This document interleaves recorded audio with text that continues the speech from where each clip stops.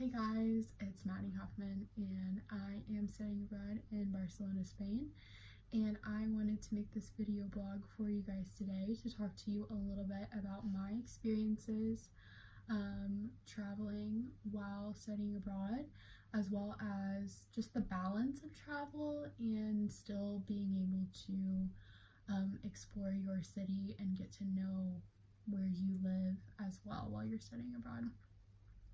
So I think what it all boils down to is just your own personal preferences and kind of what you're willing to spend on trips. I have friends who have gone to other countries outside of the country that they're studying abroad in, literally every single weekend that we've been here, except for maybe the first weekend. And I also have friends who are just doing one trip, just visiting one other country, one other place, and really going all out on that other place, but still that's the only trip that they've experienced. So I mean, obviously it just kind of depends on your preference as a person and as a student. Traveling can be expensive, but I think what we don't realize is just how much cheaper it is to travel over here in Europe. For me personally, I haven't spent any more than, I think, $50 on flights, which is absolutely insane considering how ridiculous prices are to buy flights in the United States. But also, in the same way, you aren't limited to traveling here by plane. I think you just really have to explore your options, and because I mean in Europe it's so easy to get places by bus or by train, and there's just so many different ways to get places here. It's not just, oh, I have to buy a plane ticket and then I have to buy a hotel. Like, there are other ways that you can travel. So I think the best balance for me has been traveling every 2 or 3 weeks. And that way I've still felt like I've gotten to explore Barcelona and see what it has to offer. I was here for the first couple weeks, and as I wrote about in my other blog, I got to see or experience the Dia Nacional de Catalunya, as well as the Festival de la Mercè, and really just get adjusted to being in Barcelona, which I'm really grateful for. And then I think towards the last week of September, my friends and I booked a trip to Munich for Oktoberfest, and it was actually a bus trip. We ended up, on the website it said it was going to be 14 hours. We ended up spending about 20 hours each way on the bus, which was crazy. But we booked it through a travel agency, which I would recommend. However, I do have friends here that have had not so great experiences with travel agencies, so just really look into the agency that you're going to book, read reviews, talk to people that have done it if you know anyone.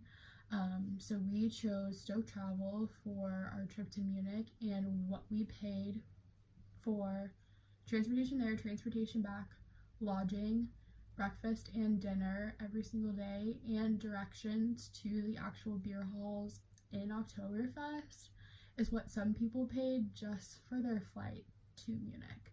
So although 20 hours on a bus isn't ideal, you know, sometimes you make it work so you're able to travel and have the experiences that you want to.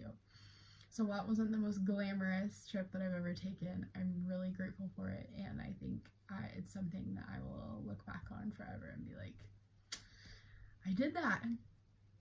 And then after Munich, I spent a couple more weeks in Barcelona, going to the mountains, going to the beach, seeing Montjuic, going to museums here, just really getting to immerse myself in the culture and see what my city that I was studying abroad had to offer.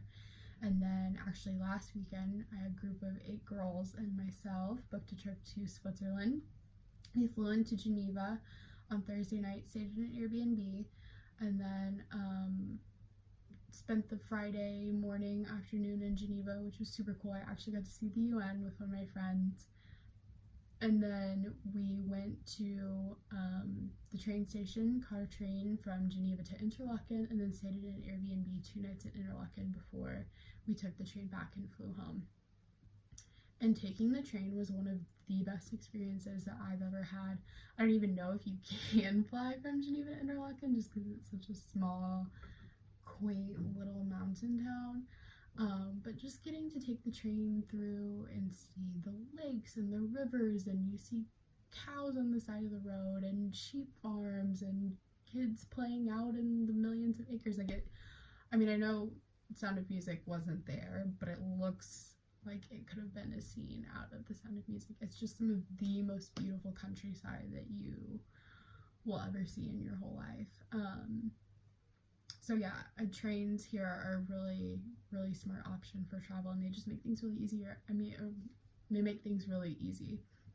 We spent only a couple hours on the train. My friends, we all had midterms the week following, so my friends with their homework, they were doing it on the train, but yet you have this amazing view on the side, and so it ended up being just such a great experience. And then also, going back on what I was saying earlier, it's not just about planes and hotels. We booked Airbnbs for the whole time we were in Switzerland, which was actually really nice because when you're splitting an Airbnb between 8 people, like, that's a pretty good price and a pretty good deal, so you don't feel like you're spending a fortune on transportation or where you're staying, so you're really able to spend more on food and things that you want to do in that area. And so yeah, that was the trip that I took last weekend, and then this upcoming weekend I'll be traveling to Paris, which I'm really excited about, and then I won't be traveling again until Thanksgiving break when my parents come to visit me, and so I'm taking them to see all the wonderful sights here in Barcelona for a couple days, and then we will be going to Rome and to Florence. So yeah, I personally feel like every couple weeks has been the best balance for me.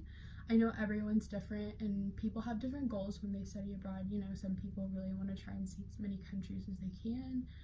But personally, I would recommend taking the time to really get to know your city, because I think that's what really makes studying abroad just so enriching, and it makes you feel more comfortable. Like, I'm grateful that I didn't just start traveling as soon as I got here, because I really feel like it helped me get adjusted so much easier than in comparison to friends that I have that just were like go from the get-go.